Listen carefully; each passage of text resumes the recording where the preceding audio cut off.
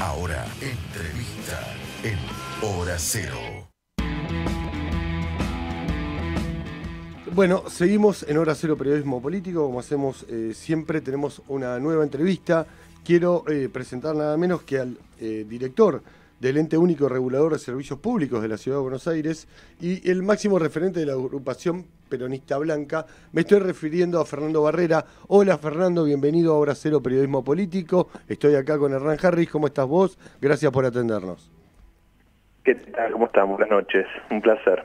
Bueno, muchas gracias, Fernando. Mira, quería aprovecharte para arrancar con la primera pregunta, con una actividad que estuviste haciendo nada menos que el sábado, el Día de la Independencia, en donde participaste con otros sectores del peronismo y donde pidieron claramente la unidad. Digamos, ¿vos crees que es imprescindible la unidad para que se termine, digamos, es imprescindible la unidad para que finalmente se termine la interna dentro del Frente de Todos?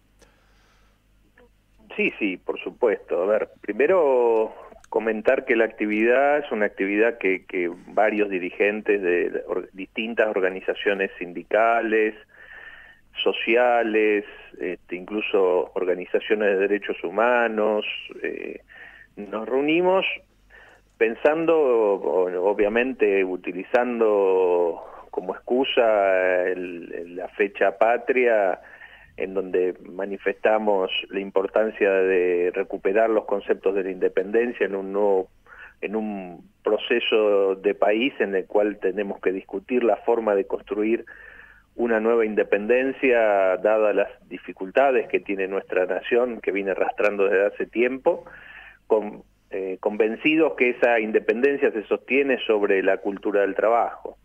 Claro.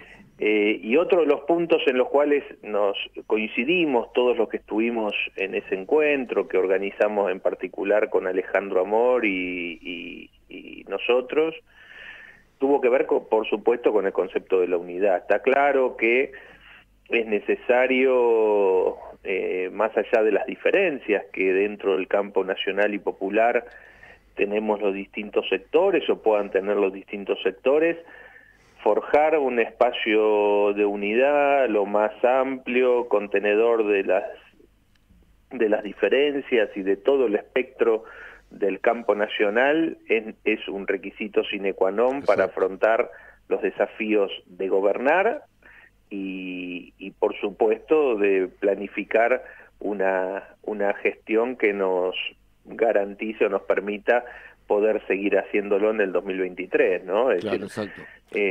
tenemos que superar estas diferencias, más allá de que existen y son reales, No, y claro. no está mal que lo que se tiene que expresen. terminar es la interna, digamos, eso queda claro, digamos, lo que ustedes pidieron. Lo que no podemos es que estas diferencias que podamos tener entre distintos sectores que integramos el Frente de Todos o el campo nacional perjudiquen o pongan en riesgo la investidura presidencial, la gestión de gobierno y la posibilidad de afrontar un escenario electoral que por lo menos exprese la continuidad de un frente político vinculado al peronismo y que garantice que determinadas cuestiones como los derechos del trabajo, los derechos sociales y la justicia social puedan seguir siendo la garantía de desarrollo de nuestra gente, ¿no? Barrera, buenas noches. Hernán Harris, ¿cómo le va? ¿Qué tal? ¿Cómo está? Bien, en ese sentido le quería preguntar, ¿no?, ¿cómo ve las posibilidades del Frente de Todos de cara al 2023, teniendo en cuenta este contexto político y económico?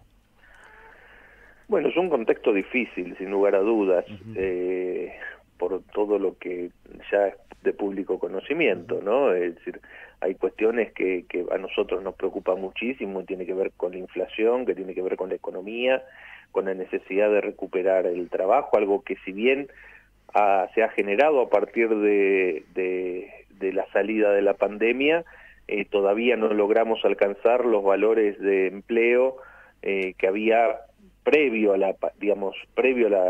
al gobierno de Macri, sí previo a la pandemia, Claro. pero todavía estamos por debajo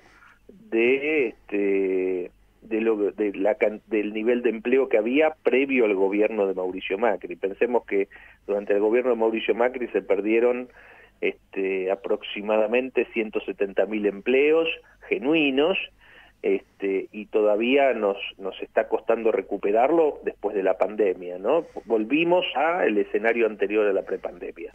Todo esto, por supuesto, pone interrogantes frente al escenario electoral. Siempre los oficialismos frente a estas coyunturas tienen que revisar sus estrategias políticas y electorales, y obviamente todavía falta 1 año y medio para ese escenario. Pero yo creo que el Frente de Todos tiene posibilidades de continuar al frente del gobierno, siempre y cuando, por supuesto, pueda avanzar en la resolución de estos temas que nos preocupan y nos interesan a todos, ¿no? Exacto. Ahora, Fernando, vos sos usted es un hombre político de la ciudad, digamos, del peronismo de la ciudad, fuiste apoderado del peronismo en Capital. Digamos, te voy a preguntar en relación a esto, ¿cómo ves la sucesión de Larreta? Porque abre una posibilidad de una nueva etapa, ¿no? De una nueva etapa, seguramente. Pero al mismo tiempo, el peronismo de la ciudad, seguramente, por más que tenga, como vos lo sabés y lo saben un montón de dirigentes, cosas para hablar de la ciudad, proyectos, se va a ver afectado por lo que pasa en Nación, generalmente siempre sucede. Entonces, ¿cómo ves estas dos variables que van a confluir en esa elección del 23? Por un lado, que Larreta finalmente se va y que el PRO puede dejar el gobierno después de tantos años, pero al mismo tiempo que el peronismo va a tener esa carga que lo va a afectar, calculo, por cómo está la situación. Sí, nosotros aspiramos a que el peronismo pueda establecer un frente electoral, insisto, lo más amplio posible, que pueda garantizar el triunfo en el 2023. Por ende, siempre las elecciones presidenciales, por lo menos al peronismo de la ciudad, le fueron beneficiosas. Es decir, quizás cuando fuimos separados de la elección presidencial, nos costó siempre un poco más el grado de representatividad. Pero aún así, está claro,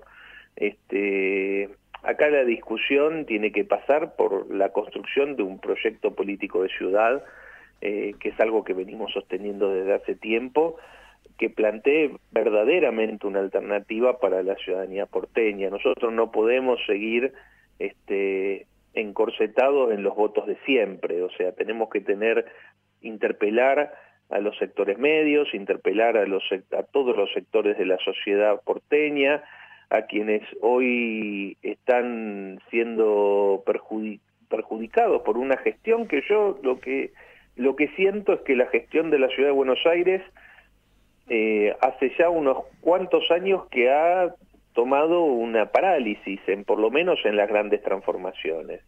Es decir, el último proyecto importante que el Ejecutivo de la ciudad llevó adelante fue el del Paseo del Bajo, que tampoco fue una solución para los problemas cotidianos de los porteños, porque seguimos aquellos que vivimos en el oeste y en el sur de la ciudad con problemas de transporte, con problemas educativos, en el caso de aquellos que van a escuelas públicas donde no hay vacantes. Seguimos con los mismos inconvenientes vinculados a el problema de la seguridad, del estacionamiento. Es decir, hay muchísimos puntos en la agenda que están pendientes, y yo siento que en los últimos años la gestión de Larreta se paralizó, y esto va a tener una consecuencia electoral. Claro. Aún así, entiendo y comprendo que es un territorio difícil para nosotros, pero porque en realidad nosotros también debemos hacer una profunda autocrítica para interpelar a los porteños y construir una verdadera estrategia y una política que nos piense una ciudad distinta, ¿no? Pero creo que no es el mejor momento realmente de Juntos para el Cambio en la ciudad. la sucesión va a generar, por supuesto, un debate interno acerca de quién puede continuar con la gestión, pero se va a evaluar también la gestión de Larreta, que no ha sido exitosa, Claro. por lo menos en los últimos años. Yo he notado una parálisis importante en ese sentido, ¿no? Barrera, hoy se conoció el dato de inflación del mes de junio, ¿no? Ujú. ¿Cómo piensa que debería reaccionar el gobierno ante este número? Teniendo en cuenta que es un dato de junio, es previo a la renuncia de Martín Guzmán, ¿no? El ministro de Economía. Ujú. Bueno, obviamente tendría que reaccionar aplicando medidas que tengan que ver con la reactivación del empleo y del sistema productivo argentino, y de esa manera tratar de generar las condiciones para controlar esta espiral inflacionaria que termina afectando el ingreso de todos, ¿no? Es decir, yo soy director de una asociación de consumidores que todos los meses sacamos un informe en donde indicamos, hace ya más de 7 años, donde hacemos un relevamiento de precios de una canasta básica de servicios y de alimentos, y sin lugar a dudas es una preocupación que tenemos y que debemos afrontar seriamente, ¿no? Claro. Es decir, quizás acá en la Argentina tengamos que comenzar a discutir cómo se forman los precios de los productos.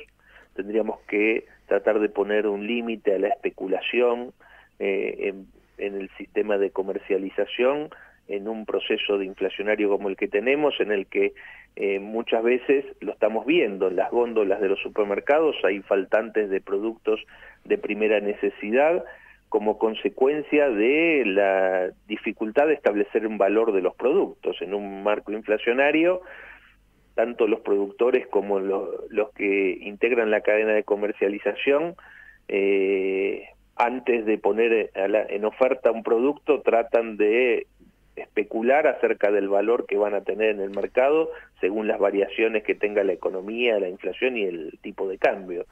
Con lo cual hay que tomar una serie de medidas que permitan generar un control del tema inflacionario, que en definitiva es un impuesto profundo y que afecta al trabajo, ¿no? Porque afecta al bolsillo de la gente.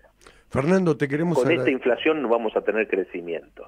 Igual, Claro. está claro que el problema inflacionario no solo es un problema de los argentinos, ¿no? Es decir, hoy estamos viendo esta realidad en el mundo y se están dando escenarios en distintos países, incluso en países desarrollados, que están golpeados por el problema de la inflación, ¿no?